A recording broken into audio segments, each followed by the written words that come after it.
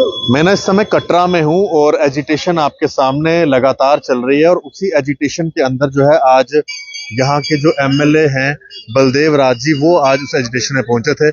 बलदेव जी, जय माता दी। जय माता दी। बड़ा के टाइम लाता है एजिटेशन तक पूजन दी, तो थोड़ा टाइम लगेगा सर?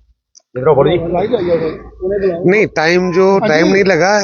सारी परिस्थितियों को ठीक करने के लिए, पार्टी का स्टैंड को क्लियर करने के लिए जो कटरा के वासियों की डिमांड्स थी, खास तौर पे जिसमें एक तो रिहेबिलिटेशन का प्लान था, एक रोपवे का प्लान था, एक इसको एनएच के जो ताराकोट पे जा रहा है उसको रोकने का प्लान था।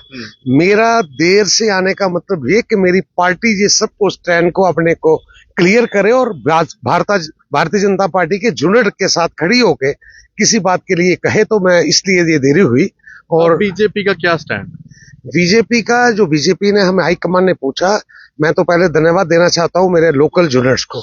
लोकल यूनिट ने मेरे तक बात को नहीं रखा, इन्होंने दिल्ली तक वो बात को पहुंचाया और उन्होंने संज्ञान लिया। संज्ञान लेने के बाद मेरी पार्टी को उन्होंने वहां पे बुलाया, जिसमें सत शर्मा जी और अशोक कोल जी आज दिल्ली में है। और दिल्ली में होने के बाद वो इस पूरी बात पे, यहाँ पे जो दो बातें थी वो दो थी। एक तो ये थी कि जो एक्सप्रेस वे है नेशनल हाईवे का, वो ताराकोट तक ना जाए, और दूसरा ये था कि ये रोप वे जो लग रही है इसको देखते हुए इसको रोका जाए। इन दो बातों के लिए जो हमने प्रयास किया था, उसके साथ साथ एक और बात इसके साथ जुड़ती थी कि फेस आउट करने के लिए जो मूल मजदूर का था उसमें रिहेबिलिटेशन की पॉलिसी थी, वो इस पे ये बात होनी थी। और मैं धन्यवाद देना चाहता हूं अपनी हाईकमान को, खास तौर पे अशोक कोल जी को धन्यवाद देना चाहता हूं, सत शर्मा जी को धन्यवाद देना चाहता हूं, जिन्होंने जो कटरा की प्रोजेक्शन थी हमारी डिमांड की, वो मेरी हाईकमान के सामने रखी। और हाईकमान के सामने रखने के बाद हमें उनकी तरफ से जो मैसेज आया कि आप वहां अब जाइए, राइट टाइम आ गया है और पार्टी का वहां पे रखिए स्टैंड के क्या है। मेरी पार्टी ने ये कह दिया है कि जो ताराकोट के लिए 6 लेन जा रही है, जो हमें लगता है और जो लगता है कि वो कटरा को बाईपास करने की बात है, उसके लिए हमारा ये स्टैंड था कि वो ताराकोट की रोड है जो वो 2 किलोमीटर पहले ही रोक दी जाए और वहां से उसका रुख किसी और की तरफ, रियासी की तरफ किया जाए। वो पार्टी हाईकमान ने कहा है कि इसके लिए हम पूरा प्रयास भी करेंगे और इसको रोकेंगे भी। और रही दूसरी बात के रोपवे रुकने के लिए मैंने अपने कटरा के लोगों को कह दिया है, जब मैं 20 था प्रोटेस्टर के बीच, मैंने कहा कि मैं आपके साथ हूं, यहां तक मेरी जरूरत होगी मैं आपके साथ हूं, जो जिस किस्म का भी होगा मैं आपके साथ रहूंगा कि जाके जो आपकी मंशा है उसको ठीक ठाक कर सके। सर, ये हर चीज को कमर्शियल करना चलो अच्छी बात है, लेकिन ये धार्मिक यात्रा है, हिंदुओं की आस्था जुड़ी हुई है, घोड़े वाले जुड़े हुए हैं, पालकी वाले जुड़े हैं, यहाँ के लोकल लोग जुड़े हैं, इसको कमर्शियल करना, ये रोपवे बनाना कहाँ तक आपको सही लगता है?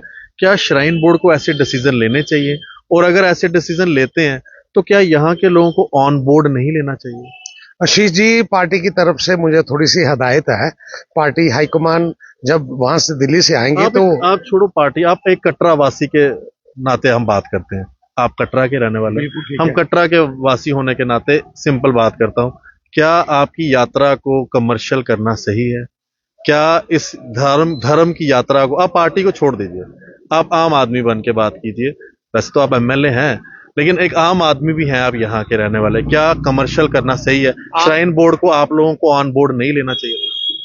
ऑन दी रिकॉर्ड जो मैं आपको कह रहा हूँ, ये झगड़ा जो है 1 साल पहले खड़ा हुआ था, जिसमें हमारी भावनाओं के साथ ना परहेज किया जाए, जिसमें चंद्रपात का भी लोग जाए, जिसमें उसके साथ साथ बाणगंगा भी जाए।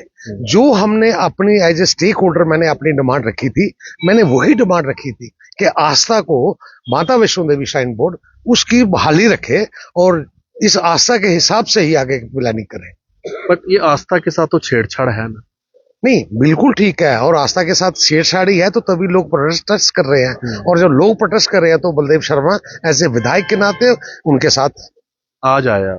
बिल्कुल, आ जाने में देरी जो आपने कहा इस बात के लिए हुई कि मेरी पार्टी क्या स्टैंड क्लियर करती है, मैं उसकी तरफ था।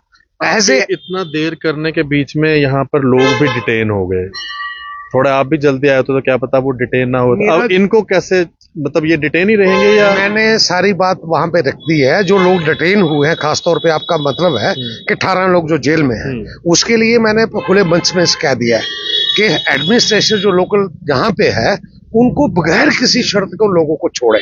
अगर वो नहीं छोड़ते हैं तो, और मैंने अपने बच्चों से भी अपील की है कि जो वहां पे बैठे हुए हैं, मैं तो उनको पहले सल्यूट करना चाहता हूँ कि उन्होंने हमें वहां पे प्रोटेस्ट में बैठने के बाद एक कटरा को एकजुट करने में बहुत अहम भूमिका निभाई है। और मैंने यहां तक कहा है कि अगर 24 घंटे में एडमिनिस्ट्रेशन उन लोगों को नहीं छोड़ती, बिना किसी शर्त के और बिना किसी जमानत के नहीं छोड़ती, तो बलदेव शर्मा वहां जाके अपने साथियों के साथ जाके वहां पे प्रोटेस्ट पे बैठेगा, ये मैंने बोल दिया। इसके लिए पार्टी से कोई बात तो नहीं करेंगे या सीधे चले जाएंगे? जो मैंने बिल्कुल सीधा जाऊंगा, मैंने तो कह दिया कि मैं जाऊंगा। अगर 24 घंटे के अंदर अगर उनको नहीं छोड़ा गया बिना किसी शर्त के, तो बलदेव शर्मा प्रोटेस्ट करने के लिए वहां पे जरूर जाएगा।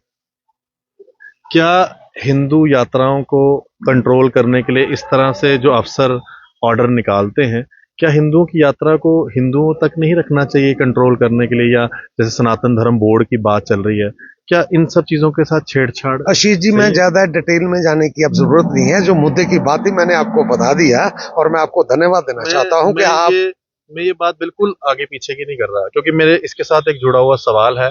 प्रसाद यहाँ पर नहीं मिलता, ठीक है, लंगर की व्यवस्था यहाँ पर नहीं, आरती आपने पेड़ है, उसके अलावा भी पता नहीं क्या क्या लाख लाख रुपए किस किस चीज के लेते हैं वहां पर, कोई हवन में बैठने के, फलाना ढमकाना।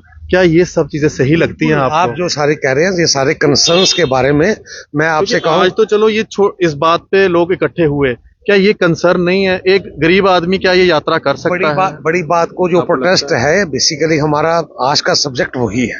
जो आपने बाकी बिंदु कहे हैं, मैं जरूर चाहूंगा कि किसी दिन बैठ के उस पर पूरी चर्चा करें। बलदेव जी, बहुत क्या लगता है कब तक खत्म हो जाएगा? लोगों की कटरावासियों की चीज कब तक आपको लगती है नजर आएगी, जिसको लेकर संघर्ष लगातार किया जा रहा है? मुझे तो लगता है कि आने वाले वक्त में जिस तरीके से कटरा एकजुट हुआ है, और खास तौर पे जो एकजुटता दिखाई है, और एकजुटता के बाद जो मेरे नौजवान बच्चे जो 17-17 साल के हंगर स्ट्राइक पे जो बैठे हैं, ये एक बहुत बड़ी बात है। और बहुत बड़ी बात होने के साथ साथ उन्होंने समाज को एक मैसेज दिया है। मैं ये कहता हूं कि इसके बाद कोई गुंजाइश नहीं है कि हमारी एकजुटता कहीं मतलब कि खिन-भिन हो सकती है। और एडमिनिस्ट्रेशन को भी मैं आपके माध्यम से कहना चाहता हूं कि वो इस बात का संज्ञान ले।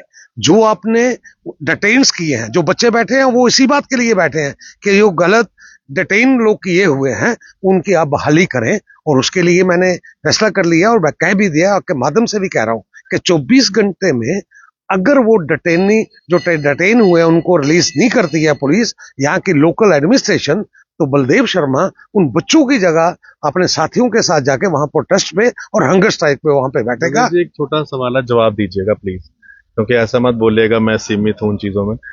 कश्मीर में कोई भी मुद्दा उठता है, कश्मीर के लीडर सारे इकट्ठे हो जाते हैं।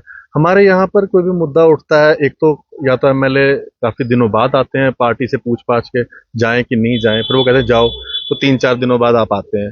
और बाकी सब लोग जो जम्मू के नाम पर, डोगरों के नाम पर वोट लेते हैं, क्या उनको नहीं खड़ा होना चाहिए? आज एनसी के एक एमपी अपनी सरकार के खिलाफ अपने सीएम के दफ्तर के बाहर प्रोटेस्ट करते हैं।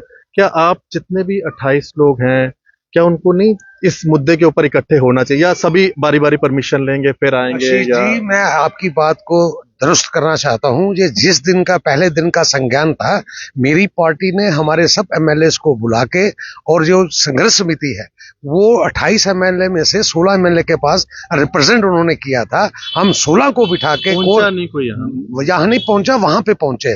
पार्टी ने बुला के इस बात का समाधान कैसे हो, इस बात के लिए दुरुस्ती कैसे हो सके, इस बात के लिए आगे बात कैसे बढ़ सके, सभी लोग वहां से सपोर्ट कर रहे हैं। बिल्कुल, मैं आज की जो मैं सपोर्ट कह रहा हूं ना आपको, वो मेरा स्टेट यूनियन के अलावा, स्टेट जहाँ के हमारे 28 विधायक के अलावा, मेरी सेंटर की जो सरकार है, जो आज संज्ञान वहां पे लिया है, वो संतोष जी ने इन्हें बुलाया था, सत शर्मा जी को और अशोक कोल जी को, और यहाँ में तरुण चुग जी जो हमारे जनरल सेक्रेटरी हैं, आज से 3 दिन पहले तरुण चुग जी जब जम्मू आए थे, तो कोर ग्रुप की बैठक वहां ने इसी मुद्दे पे ली थी।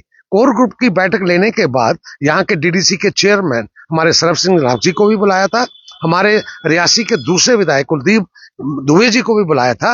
और ये इन डिटेलिंग में सारी बात होने के बाद आज फैसला जो है वो वहां पे दिल्ली से हमें हिदायत हुई है। तो ये देरी का मतलब यही था। बाकी 28 के 28 जो विधायक है वो इस मुद्दे के साथ। बलदेव जी, इसमें लगता है कि आप लोगों को अपनी जगह के लिए मतलब दिल्ली से ही परमिशन आती, फिर ही आगे चलना पड़ेगा। पार्टी फर्स्ट है, बड़ी सीधी सी बात नेशन है। फर्स्ट है आपके नेशन फर्स्ट और पार्टी सेकंड है। पार्टी सेकंड का मतलब क्या हुआ कि मैं कोई चीज आके अपने इंडिपेंडेंट तौर पे यहाँ पे कह दूं तो कल पार्टी ओन नहीं करे, उससे कुछ नहीं निकलेगा। मुझे आज खुशी इस बात की है कि मेरे लोकल यूनिट ने खास तौर पे यहाँ के जो चेयरमैन है शशि जी, जहाँ पे जो वाइस चेयरमैन है मतलब बड़ू जी, जहाँ पे मेरे डिस्ट्रिक्ट के चेयरमैन जो मतलब के प्रेसिडेंट है विजय जी, जहाँ के रोहित दुबे जी जो है, इन लोगों ने सारे ने मजबूर किया है कि पार्टी जल्दी फैसला करे। अब इन शॉर्ट आप इनके साथ हैं? बिल्कुल इनके, मैं कल इनके भी साथ रहेंगे इनके साथ? रोज के रोज इनके साथ इस जब तक प्रोटेस्ट इन्होंने कहा कि हम प्रोटेस्ट करेंगे आप रहेंगे? बिल्कुल रहूंगा मैं इनके जी, आप सब सुन लीजिए, खास करके कटरा के जितने भी लोग हैं, जब तक आप यहाँ पर संघर्ष समिति के लोग बैठे हैं, बलदेव जी उनके साथ हैं।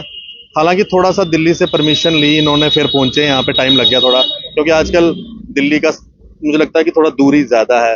वैसे प्रधानमंत्री जी कहते हैं दूरियां कम है, लेकिन मुझे लगता है कि जैसे ये यहाँ पे लेट पहुंचे, कुछ दूरी ज्यादा ही है, लेकिन चलो पहुंचे हैं।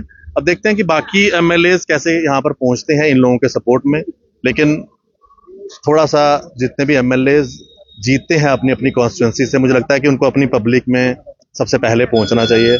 पब्लिक फर्स्ट है, नेशन फर्स्ट है, लेकिन यहाँ पर होता कुछ हो रही है।